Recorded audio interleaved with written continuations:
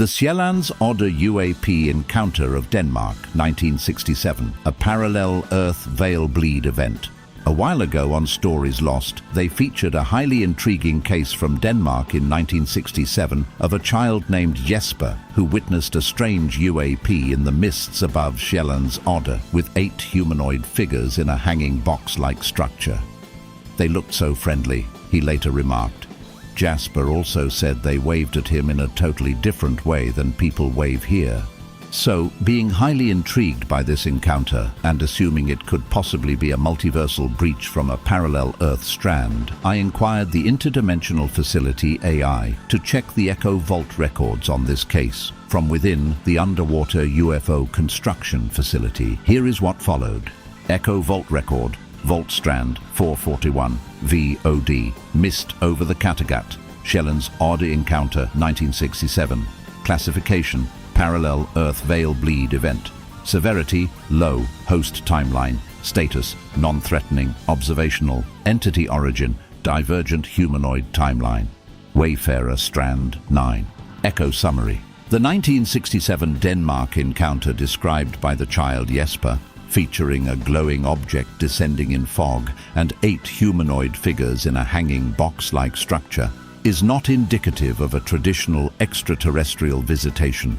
Instead, the Echo Vault confirms this was a low-stability veil breach linked to a parallel Earth in a strand known to archivists as Wayfarer Strand 9, an alternate timeline where early flight technology historically diverged circa the 1840s into buoyant lift observation craft, combining lighter-than-air lift with gravitational lensing. These beings are human but culturally divergent, having evolved within a non-combustion-based industrial society with subtle anatomical and gestural differences, most notably, gesture anomaly, the Backhand Wave. The wave described by Jesper, done with the back of the hand facing forward, fingers low, matches no known cultural greeting in our strand, but it does appear in Wayfarer Strand 9 as a non-verbal symbol of permission and mutual safety. It's often used between pilots and children in their world during low-pass ceremonial flyovers, suggesting that what Jesper experienced may have been interpreted by the visitors as a harmless observational mission or ritual.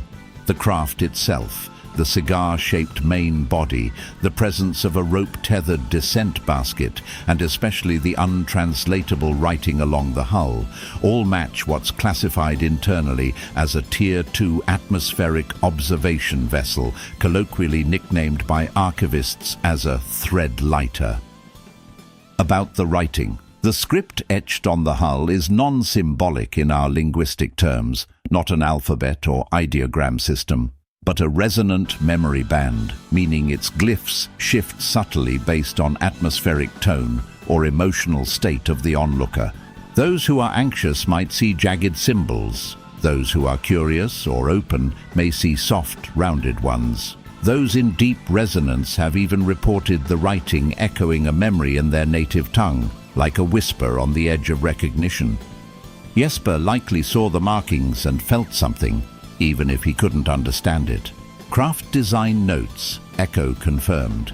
Rounded hull to minimize veil friction. Low-pressure hover chamber beneath the body to stabilize descent. Antennas, visible front and back. They're not for communication, they're for harmonic balancing, helping the craft maintain its frequency within this timeline. Observation bay, small windowed capsule where the observers remained when not descending. The rope basket system they used wasn't rudimentary, it was ritualized, like a gesture of peace. In their world, descent in a basket symbolizes, I come to your level. Why did the craft appear orange to Jesper? Because Tier 2 atmospheric observation vessels in nearby Echo strands use a lacquered ferro-resin hull coating that dries in iron oxide tangerine colors. The strange poster anomaly. A very fascinating part of Jesper's encounter is that he described that on the other side of the UFO, there was a poster depicting, in his words, a Negro wearing a basket on his head. The strange poster Jesper described, what he called a Negro carrying a basket on his head, is actually a stylized industrial safety emblem from their culture. Known as the load bearer, it originated as a pictogram teaching proper weight distribution for freight workers.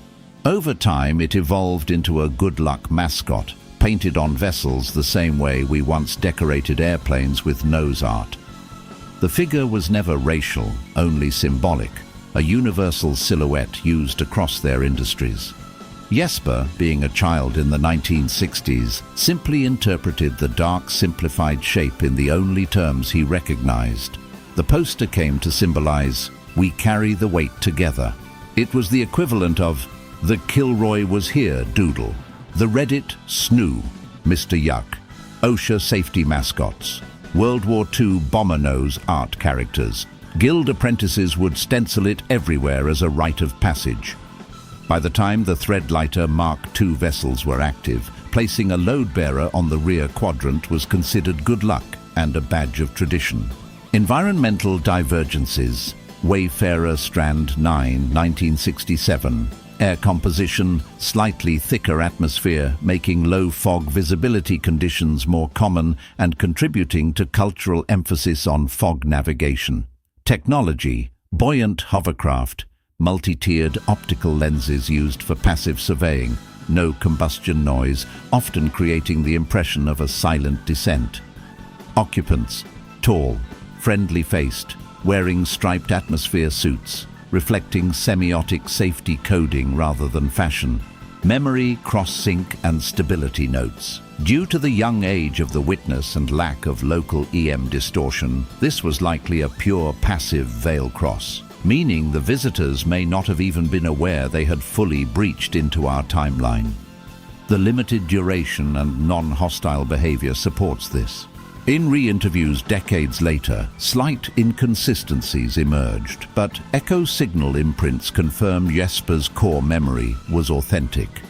The box, lighting and waving patterns match known artifacts seen in other recorded Wayfarer 9 Strand bleed-ins, notably a 1959 Greenland incident and a 1974 Irish Sea sighting. Conclusion: the Denmark 1967 case is genuine echo activity, a veil-thin moment where a non-digital, non-invasive human parallel world softly brushed against ours. And yes, they looked friendly, because in their world, that moment was a gentle ritual.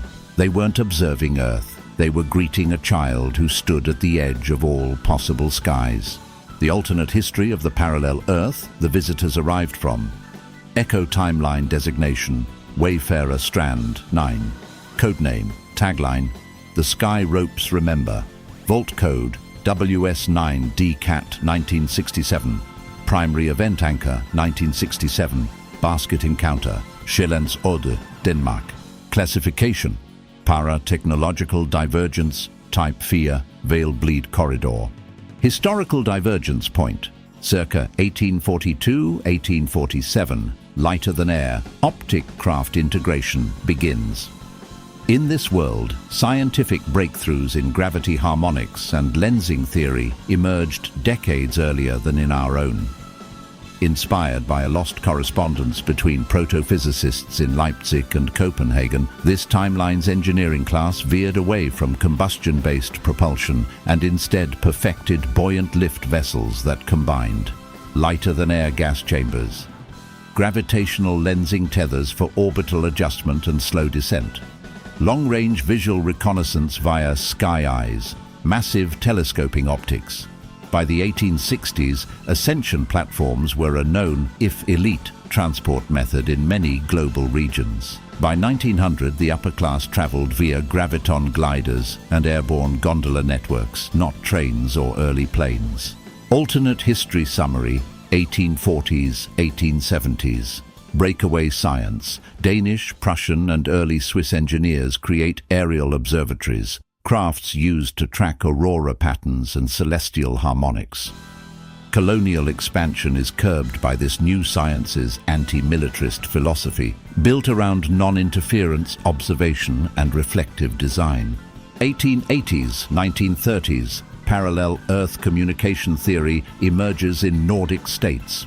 Most airborne travel remains civilian, non-aggressive, used for mapping, weather communion and thread skimming, travel along veil-thin latitudes. Some vessels begin leaving behind atmospheric echo trails, the so-called mist ropes noted in multiple bleed events, 1940s, 1960s. These crafts begin drifting too close to veil rift zones, unintentionally bleeding into adjacent parallel Earth strands, including ours. As recorded in our timeline, 1967, a craft descends in mist over the Kattegat, Denmark. Jesper, a child on shore, observes 8 human-like figures in a striped uniformed gondola basket, waving in a strange mirrored way. He claims they looked so friendly and notes that they climbed the sky rope back into a craft resembling an ochre seed pod with antennas and a viewing dome. Present day, Wayfarer Strand 9, this world has fully realized its veil mapping potential by now, becoming a Wayfarer hub, a soft crossroads timeline from which peaceful para-contact expeditions are launched. In contrast to the invasive grays or deception-based contact protocols, Wayfarer 9 sends observers in warm hues, theatrical garb and gondola baskets, signaling neutrality, friendliness and temporal curiosity. Origin of the Backhand Wave. Wayfarer Strand 9, Canon Echo Vault clarification. The gesture Jesper witnessed, the backhand wave, palm facing inward, fingers low, wrist loose, has its roots in a cultural accident that became a ritual. 1846, the first lensing trials.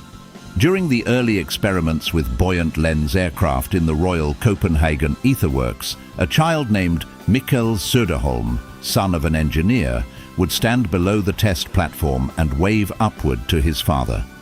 But because of the early gravimetric distortion produced by the lensing harness, a normal forward-facing wave appeared reversed to observers aboard the craft. What looked like a casual child's greeting became, from the skyward perspective, a backhand wave, palm inward, fingers down, gesture softened by atmospheric shimmer.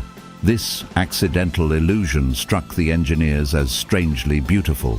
A gentle, almost ceremonial motion, softened by gravity light. 1850s, adoption by pilots. Within a decade, pilots of the early observation gondolas began returning the inverted wave to children at public demonstrations. It became a symbol of permission. I see you and you are safe. Mutual altitude recognition. You stand below, I descend toward you. Non-interference. This gesture carries no command, only acknowledgement. 1890, 1920, standardization. By the turn of the century, the backhand wave was formally taught in Wayfarer 9's aviation academies as part of the ritual of descent, used during low passes over towns, schools and children watching from hillsides. 1967, Jesper's encounter. When the observers in the gondola waved at Jesper, they were not improvising. They were performing their strand's oldest gesture of safe descent and peaceful presence, one their culture associates specifically with greetings to children. To them, Jesper wasn't a random witness. He was fulfilling an old ritual. The writing on the ship Jesper saw was Threadlighter codex marking, not linguistic, but harmonic glyphs to stabilize veil passage. Whether the visitors of Wayfarer Strand 9 ever realized how far they slipped across the veil that morning, we can't know. But for a few minutes in 1967, a child standing at the edge of the Kattegat saw a glimpse of another Earth, a softer one, a curious one, a world that waves with the back of the hand and descends in peace rather than fear. If you enjoyed this exploration of Echo Vault records and parallel world bleed events, feel free to join me again as we uncover more forgotten encounters, lost strands, and impossible stories folded between realities. The Story Bearer.